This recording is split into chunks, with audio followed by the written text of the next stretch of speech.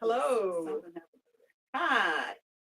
Hi. Hello. Hello. How Hello. are you? I'm good. How are Let's you? see. We were not here last week. No. Anytime we're gone away, it seems like it's an eternity because Yes. there's a space when we're not together. Yeah. But I promise you, today's show won't disappoint. For sure. Week after week, we're just building on this momentum, right? We have base momentum and we haven't stopped. We're not going to stop. And today, I want you to think about these situations. I'm going to give you three scenarios, and I just want you to think as I'm explaining them. Okay. You're a nurse, and you oversee caregivers and employees who take care of clients. So, in a day, this might even describe you. For You're sure. with your client, and you're ready to do vitals. You already take your vitals, and you always keep your black bag with you because I always see it with rollers on it, and you have all of your supplies in it. You reach down into your bag, pull out your stethoscope, and you don't pull it out because it's not in it. I'll give you another one. You're getting ready to take blood sugars, right? Yeah. Gotta have your monitor, gotta have your strips, Mhm. and you gotta have those needles. You get all set up, you're ready to go. You need to take that blood sugar, but guess what? You don't have any test strips. I got one better for you. You're with a client. This client has a history of breathing problems. The client has issues with standing, and we know we need to be able to do that for circulation. And the client is non-compliant with doctor's orders and don't have the breathing machine Mm. and don't have an inhaler and is now short of breath. Now, out of all those three scenarios I just came or described to you, those are all called what? Pitfalls. Pitfalls. And every single day we're going to encounter them. Now, remember, we talked about momentum, right? We talked about picking our word for the year, Right. one word, and you stay with that word for the whole year.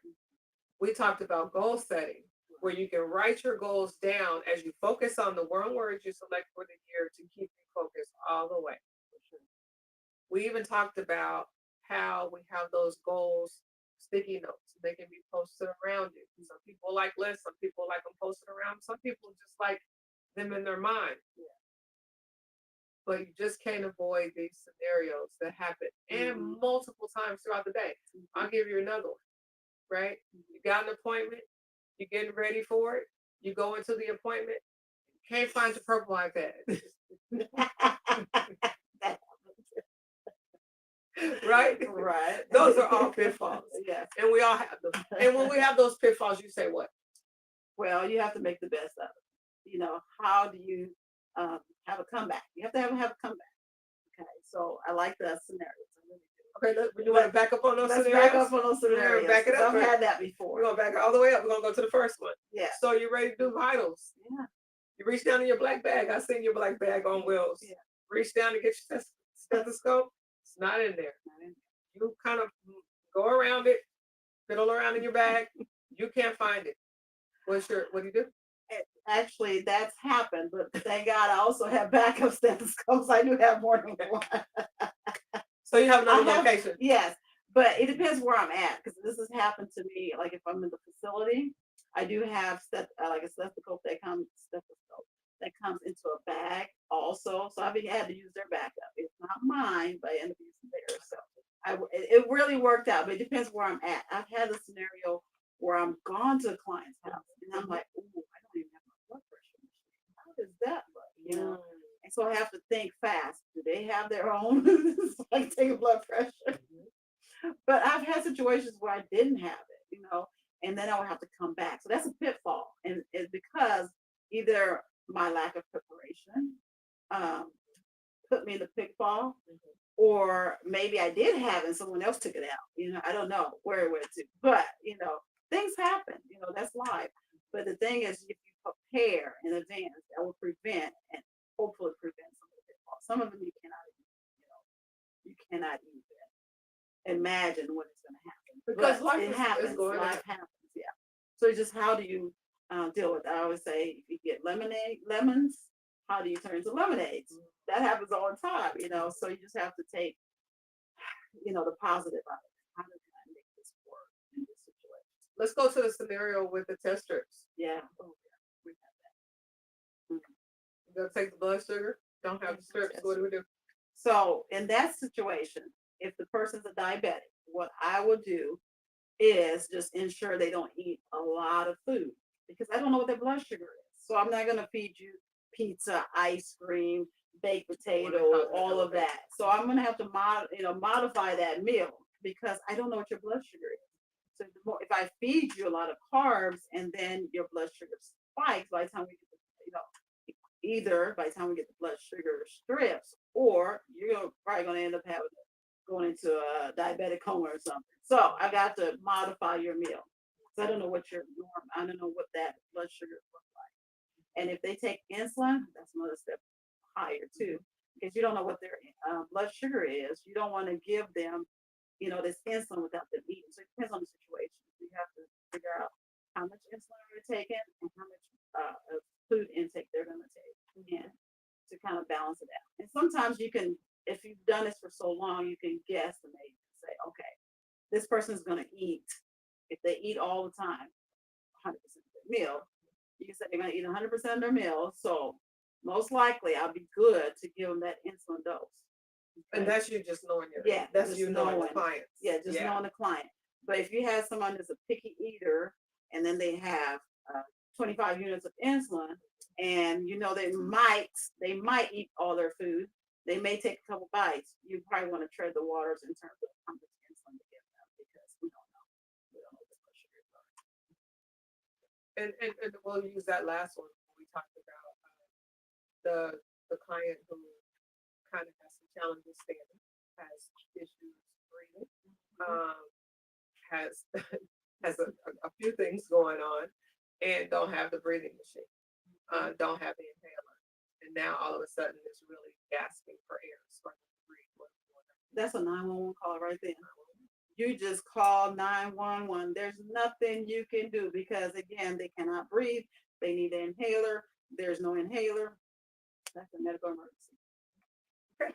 And so it's just really kind of going through a mental check, if you will. Yeah. Preparation.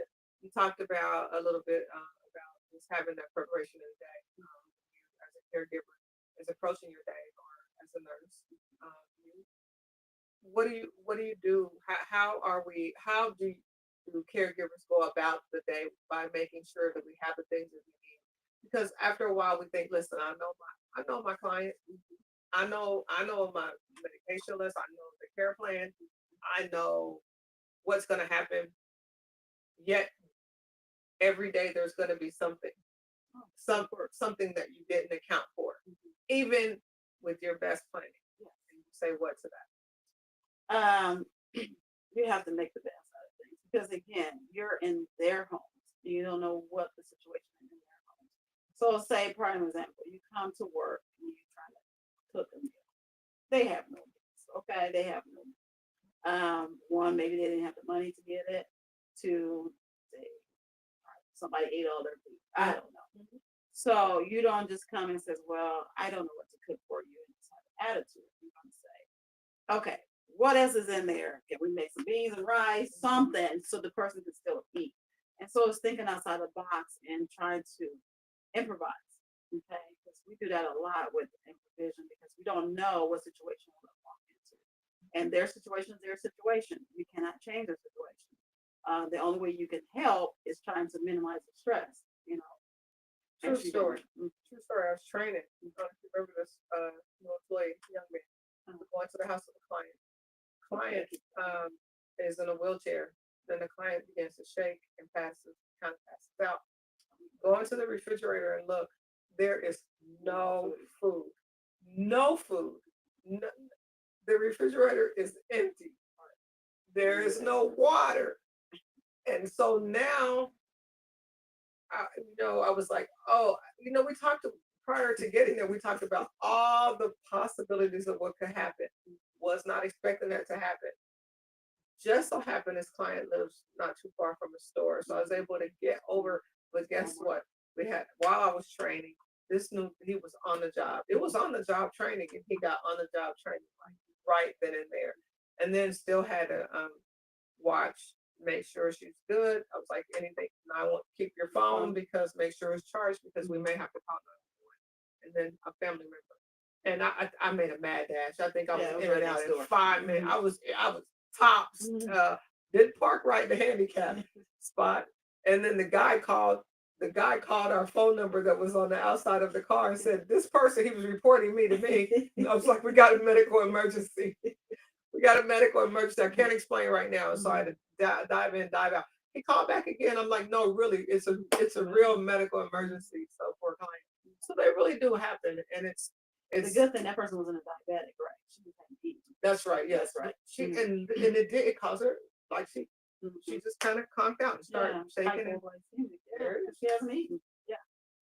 But they got so yeah, so that was a real situation, and then that client got some real good training on the job that day. The worker. Yeah. So those things really do happen from day to day. Can I have you talk a little bit about how to view a pitfall or how to view that challenge for the day? How should those of us who are caregivers, or this could be a home, like this could be something that could happen with a loved one. How should we approach the idea even when we know we've planned the best, and even when we know we've done, all that we could to prep for the week. You get your things out, whether it's clothes or making sure there's enough food, making sure medication is stuff. We do all those things to make sure we're making the best decisions for those who are around us. But then all these pitfalls come up around the day. How should I view that pitfall? Should I look at that as a negative? I mean, how should I be able to see it within the course of my day? Because I'm going to have a number of them. So again, you have to step back and assess what the situation is. Okay. And there's times it can be a pivot, but it's all your perspective. Okay. So if you're perceiving it as being negative, guess what? Everything's going negative. You're not going to try to bounce back because your day is just ruined. But if you stop and say, okay, this is a pitfall. How do I climb out of this pitfall? So whatever that adjustments you need to make, you can adjust it. Okay. So I think it's situation from situation to situation. Prime example. So if you're driving to work, you have a flat tire. You're already late. Okay. You're already late to work. You have a flat tire. So you can't get there any faster, right? That's a pitfall right there. So what you have to do, first of all, stop, think, you have AAA. Who else can help me so I can get this process a little bit faster? Take deep breaths and then get the tire fixed and then get to work. Mind you, still have to call your job and tell them, yes, I was on my way. I was not too far from the job or wherever you were, and I had a flat tire. So instead of just saying, oh, my day is just ruined. So whatever the things you speak to yourself, that's how it's going to be. Okay. So whatever you say to yourself for that day, this day, you say, oh, this day just turn on, you know how people get an attitude about it. It's going to be that same attitude you're going to have all throughout the day. But if you say, okay, things happen, let me go ahead and just try to get some help, get my tire fixed. It's going to be a great day. So you talk to yourself. The things you say to yourself is really, really powerful. So whatever you say that's positive is going to be your positive day. Whatever you say negative is going to be your negative day. So you just say, okay, I had a flat tire, but we're going to get through this day and just keep going. The momentum, like you said, just keep going. And then eventually it's going to be a great day at the end of the day. So self-talk. That's another day topic too. Even if there are multiple, because you kind of got to get your feet under you, get settled, like what you said, get centered, so you can go back in for the next challenge. Because believe me, it's coming. It's going to come. I like the example of a flat tire because really those things really do happen, all day in life. And we're speaking work specific with regards to health and lives that are hanging in the balance, but it can be the same way at home, right? Caregivers have an enormous responsibility because really they're frontline. Nurses, huge responsibility. Any really public servant, public workers, they have those. Um, how many how many times a day should we sit back and kind of reflect, or when we're going through it, when we're encountering this pitfalls, I'm not gonna worry, hit it, get through it. Next one, I'm gonna get through this one, and then I thought about when I was at the car. I thought about how I parked the car and when I went in to try to help this lady, the house that we were in, and I really admit it was a terrible part. It was terrible. The parking was not like straight, But but it's a medical emergency, it so was you had to legit. move fast. When I thought about it afterwards, that reflection, but in the moment, no. So when should I just wait till to the end because I have so many and then reflect and talk to my colleague or my coworker about the day, or not kick myself so much because I didn't get that in that line. Because so many things are gonna happen at a given for time you're sure. gonna miss. I do a lot of reflection at bedtime. Before I go to bed, just kind of see how my day went, what I got accomplished, what didn't happen. How did I respond to those things that didn't happen? Try again. When you fail one time, you keep going. Get up and go back again and try the same thing again. Again, we have to go through these lessons in life, and that's the only way by you going through these lessons for you to be able to learn lessons. So reflect Hopefully learn from that lesson.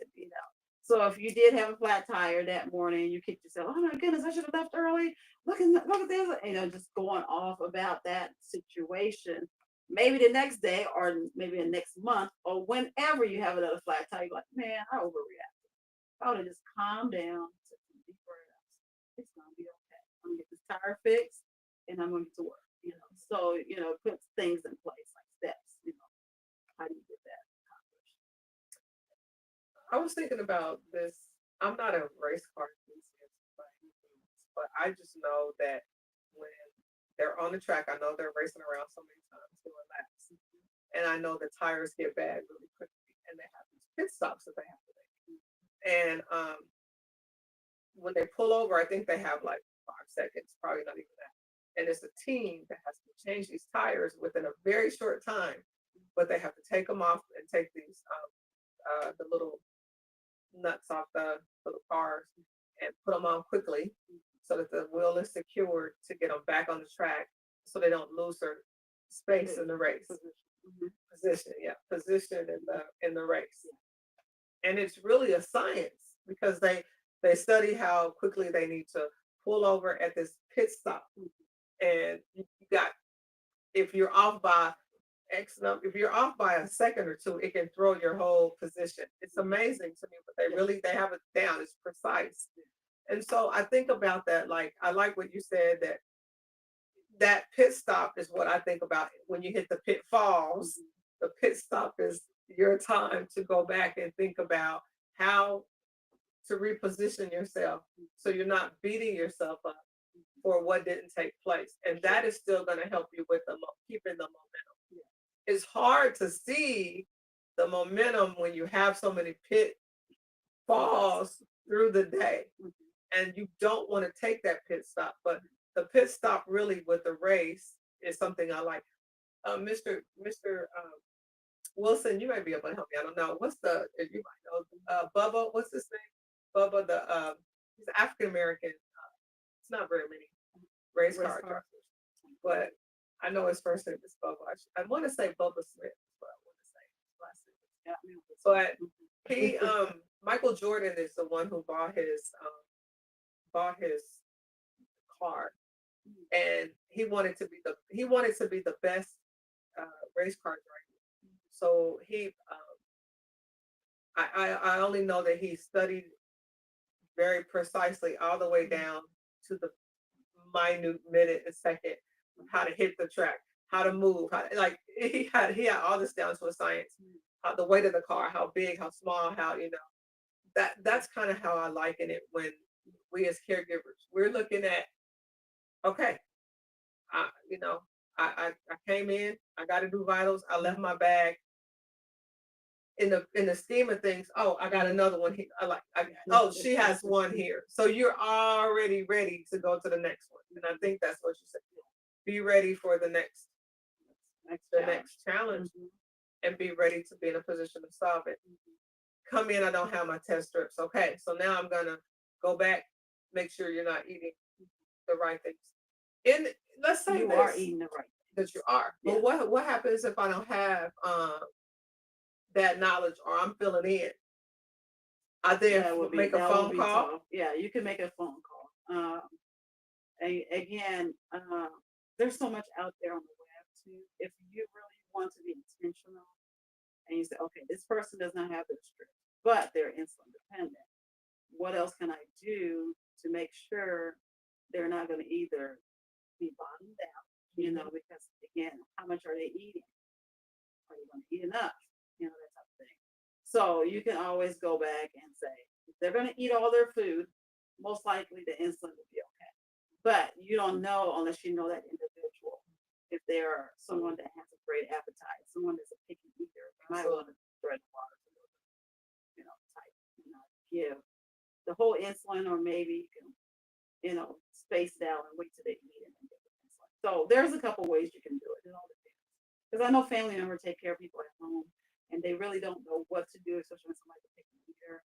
And if they do have that situation at home, they don't have the test strips, don't fret. There's still, more things to come. You can still figure things out, like this process of everything's a process.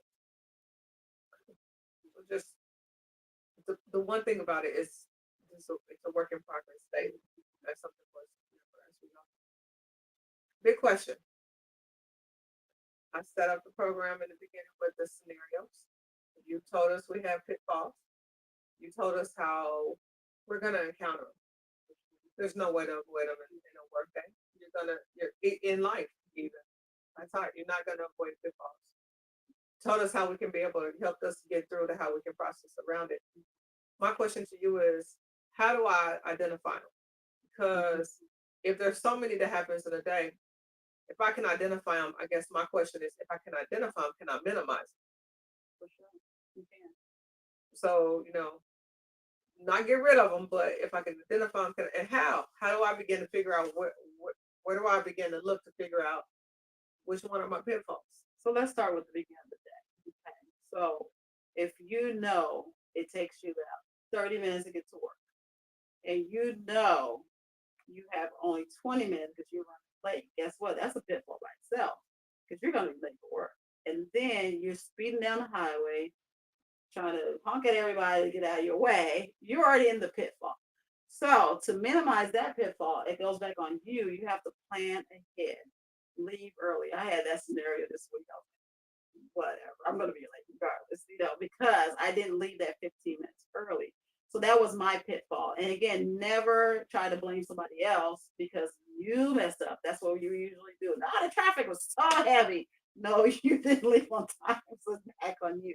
So we got to take ownership of our pitfalls. Okay. So when we identify our pitfall, we will know, okay, because I didn't do this, and then you can fix it. You can fix it yourself. You don't have to wait on someone else to fix your pitfalls. Okay.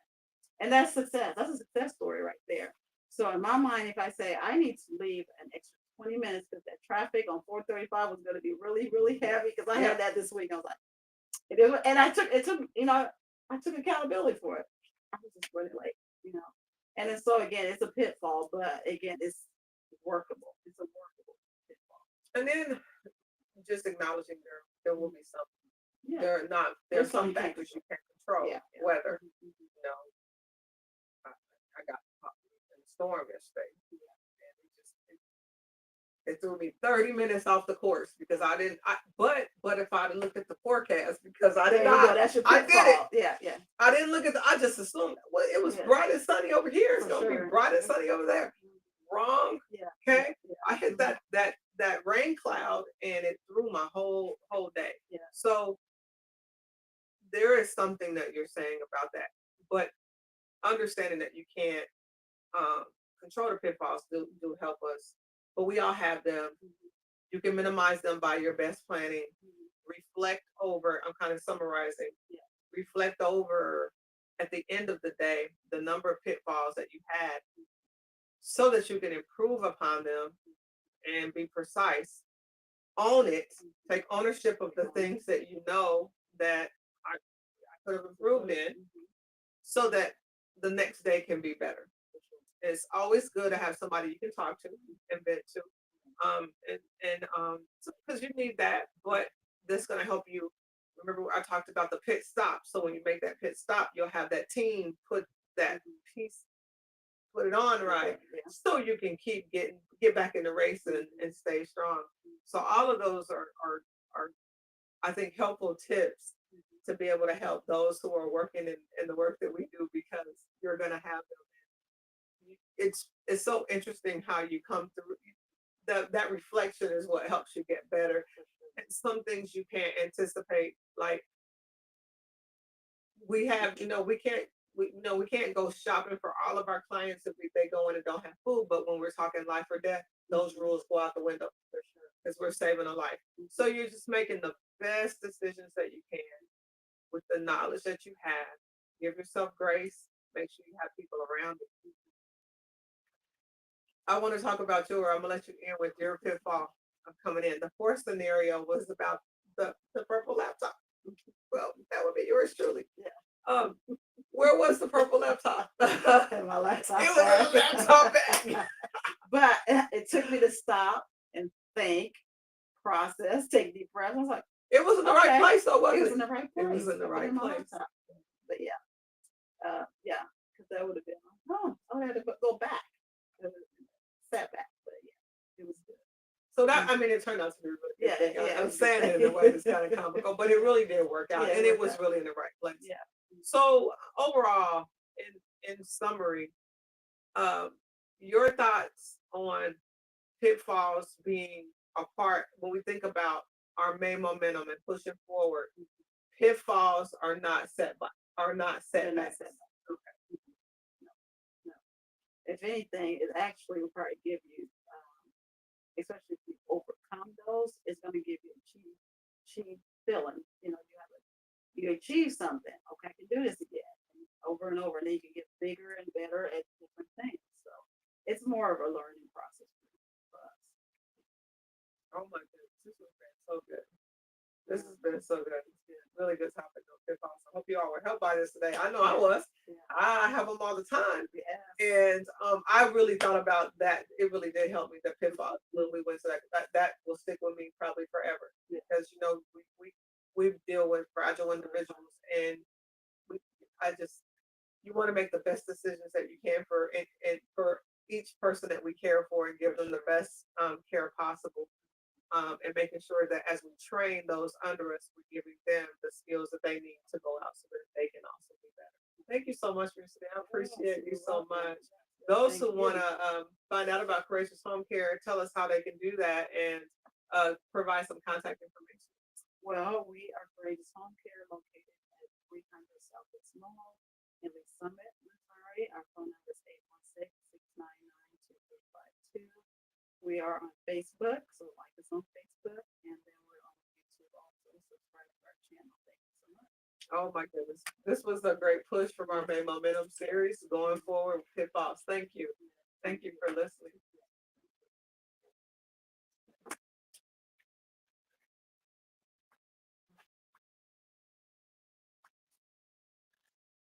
I think this is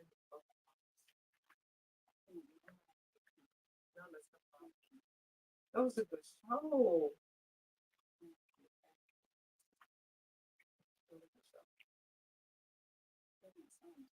Did you like the scenario? Yeah, you did good. I wasn't trying to throw you under. I thought that was light, because you actually had I was had it in the right place. Yeah. And you went